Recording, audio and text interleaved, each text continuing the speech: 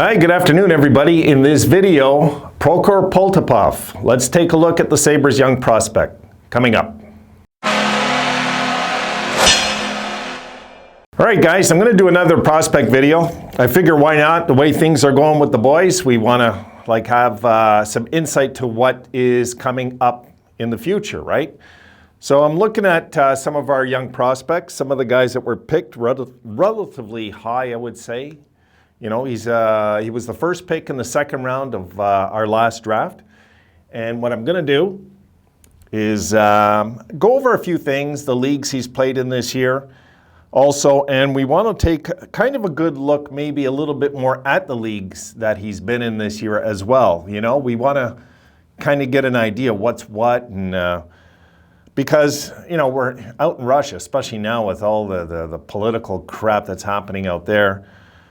You know, we're not getting much insight to what's going on with some of the Russian kids, you know. So I wanted to do a video on Poltapov and just to give us a refresher, if so. So let's take a look at some clips, guys, that I've cut out.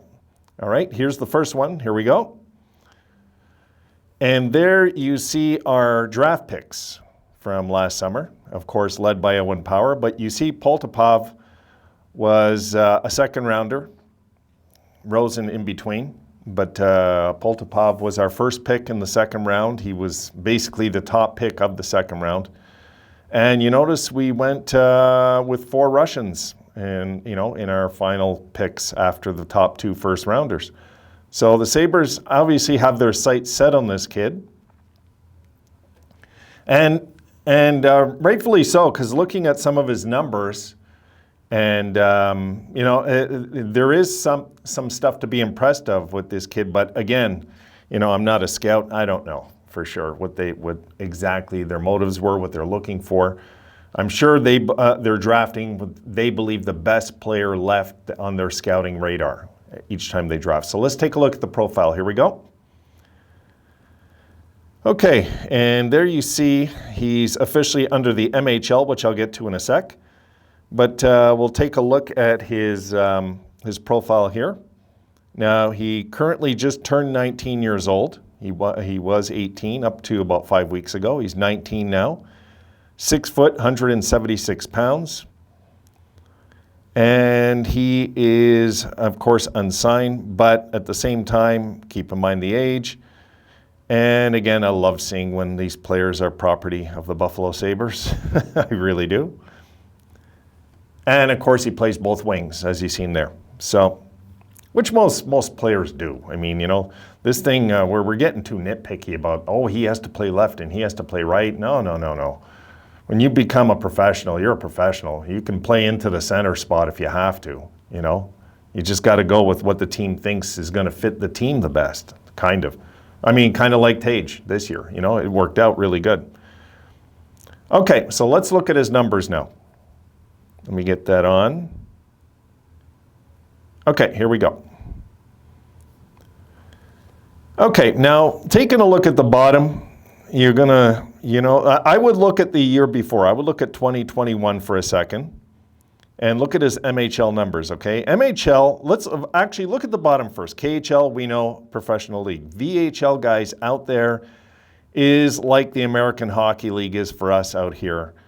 And MHL is kind of the equivalent of junior. It basically is the equivalent of junior out there. So let's take a look at the 61 games that the Sabres caught on their radar, basically. And those numbers are very impressive when you consider the fact he was just a very young 18-year-old. He had 61 games, 25 goals, 27 assists for 52 points. You know what caught my radar, guys? Go up into the right column and look at playoffs and look at that one game in 2019. That caught my eye. One game played, 2 goals, 4 assists for 6 points in a playoff game. I like that. Okay, going back down. KHL numbers.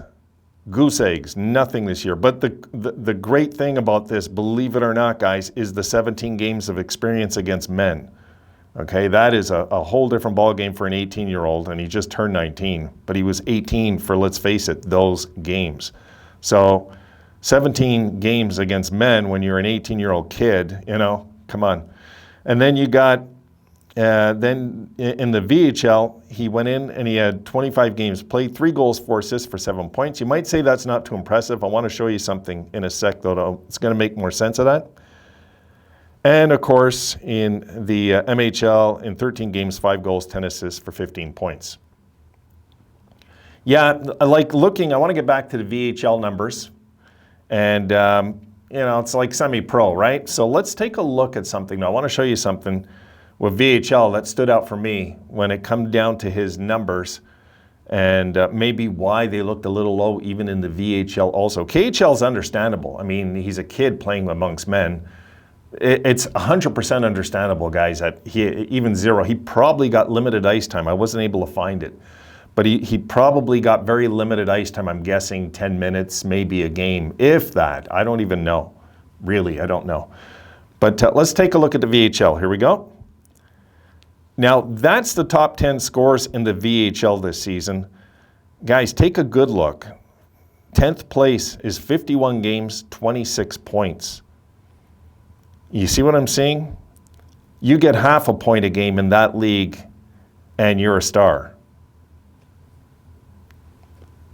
I thought that's important to put up there because he's, you know, averaging what, about a quarter point a game as an 18-year-old, right? So, and he's 19 now, but I'm saying 18 were most of those games, I'm guessing. And also, I want to show you the standings. This is just an outside thing I wanted to toss in there because I thought this was really cool, actually. Okay, here we go. And these guys got it right, okay?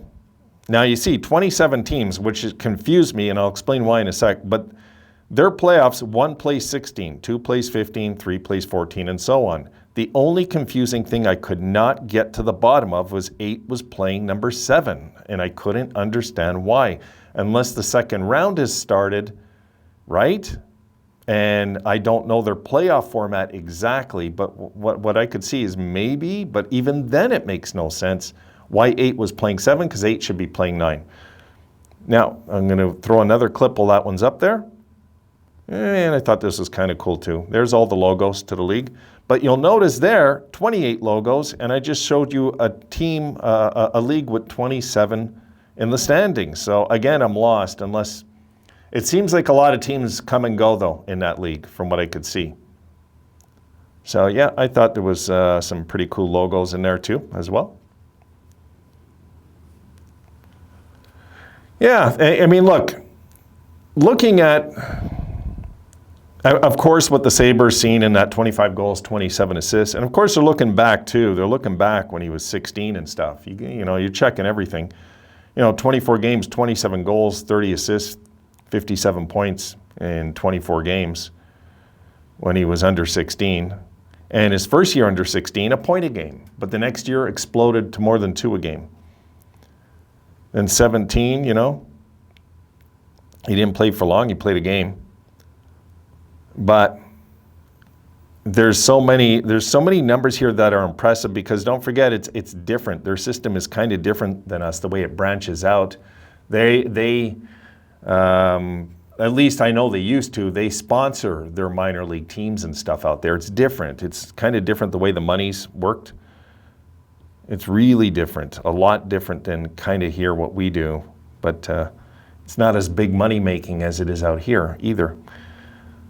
So yeah, I wanted to throw a video up about this kid because, you know, I get what's going on. You know, I want to throw something out there though. Like what Wayne Gretzky said about we should be barring all the Russian players and all. I don't agree with that at all, really. And I love Gretzky, I do, but my God, that was totally off the wall. I don't know what he was thinking, saying something like that. I don't believe hockey has anything to do with politics. I just don't. I really don't. I mean, we can use it as a blackmail tool that we're not going to do any things and go out there for tournaments and stuff like that. We could just say we're protecting our kids. I mean, that's easy to do. But to go and start nitpicking the Russian players in the NHL who have come to live over here and devote their lives to our league over here, it just isn't fair. It isn't fair. I mean, I would be the first one now that I might cheer on Ovechkin to actually catch Gretzky. I didn't like that comment. It rubbed me the wrong way. It's like, come on. Like, you know, we're not going to start picking on people because of their nationality during this, is it? This is a political thing going on in Russia. This is all what that's about. This is why I say, guys, you keep politics out of sports. You just keep it out because it has no place in sports, really. Sports is just one of those great diversions in life to get away from stuff like politics. Really, it is. So that's where I stand with that.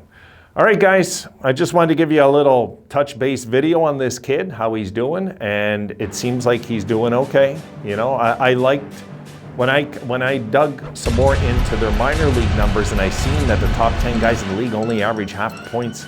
Top 5 out of 10 average like half a point a game. I was impressed then with his numbers a little more, considering some of those guys are older, right, down there. And he's like an 18-year-old kid doing it. So, all right, folks, I'll see you in the next one. Till then.